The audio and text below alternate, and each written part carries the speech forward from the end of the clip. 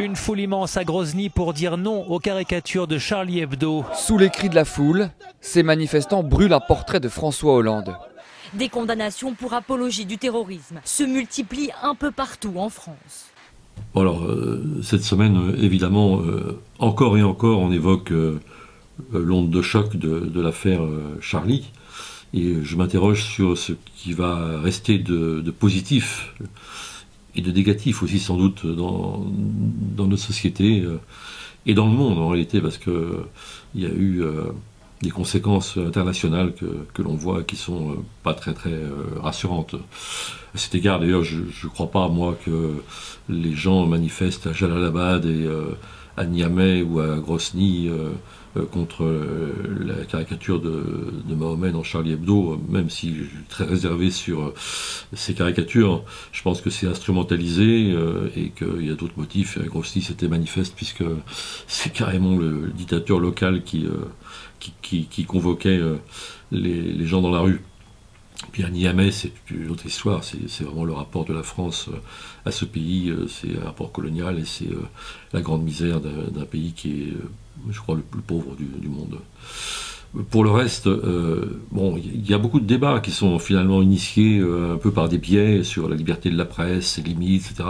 C'est des bonnes choses que notre pays s'empare de ces questions. Ce qui est le plus important, sans doute, c'est en effet qu'on découvre aussi, avec un peu de retard, qu'il y a une autre France, qui n'est pas que Charlie, qui est même parfois pas du tout Charlie. Et alors, ce qui m'intéresse, moi, c'est pas les djihadistes, c'est pas les affaires de police, de renseignement. Bon, laissons la police et le renseignement faire leur travail, qu'ils aient plus de moyens, pourquoi pas, à condition qu'on n'en arrive pas à des jugements expéditifs contre l'ivrogne ou le clodo du coin, au prétexte qu'il a crié une sottise, il profère une sottise, et qu'on le mette en prison pour ça. Malheureusement, il y a une petite crainte là-dessus.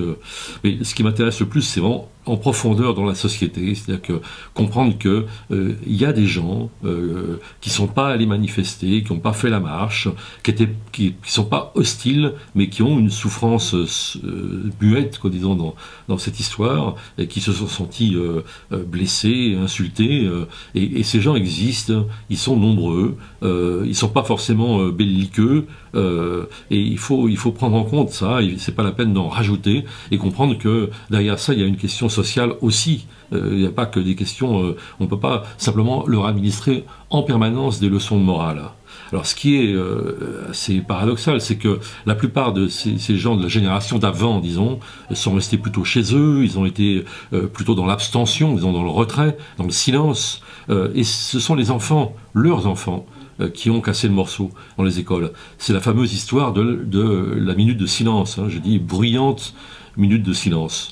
Alors moi je souhaite qu'on n'en fasse pas toute une affaire quand même, parce qu'il y a un problème de conscience chez ces gamins, et d'un seul coup, là encore une fois, on va les punir avec toutes sortes de stigmatisation, parce qu'ils n'ont pas aimé faire la minute de silence, parce que certains d'entre eux ont dit ah bah pourquoi pas pour les victimes de Gaza. Il faut comprendre que il y a une partie de nos concitoyens qui ont une autre histoire, ou leurs familles ont une autre histoire, ils ont d'autres usages, d'autres codes, ils sont sensibles à d'autres événements dans le monde que la France, disons, dominante de Je suis Charlie, et il faut prendre en compte ça sans agressivité et sans règlement de compte.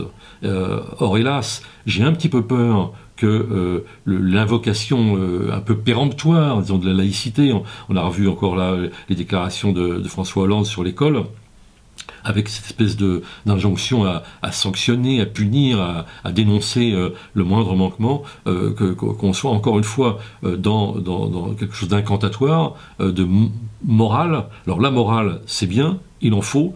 Moi, je suis tout à fait pour la laïcité, mais il ne faut pas qu'elle entre en contradiction avec la réalité quotidienne. Et si ces jeunes sont dans des situations d'inégalité, d'échec scolaire et social, de discrimination, de racisme, et qu'on exige d'eux en plus qui soit admirablement laïque et admirablement républicain, avec le passé que ces mots et que ces concepts peuvent avoir dans l'histoire coloniale en particulier, qui est présente aussi dans leur tête et leur culture, on les prend en étau, on les prend dans une contradiction qui est insupportable et qui peut être elle-même génératrice de rébellion, et de rébellion qui n'est pas forcément intelligente, hein, qui peut être violente, très bête parfois, et d'incivilité dans le meilleur des cas. Hein.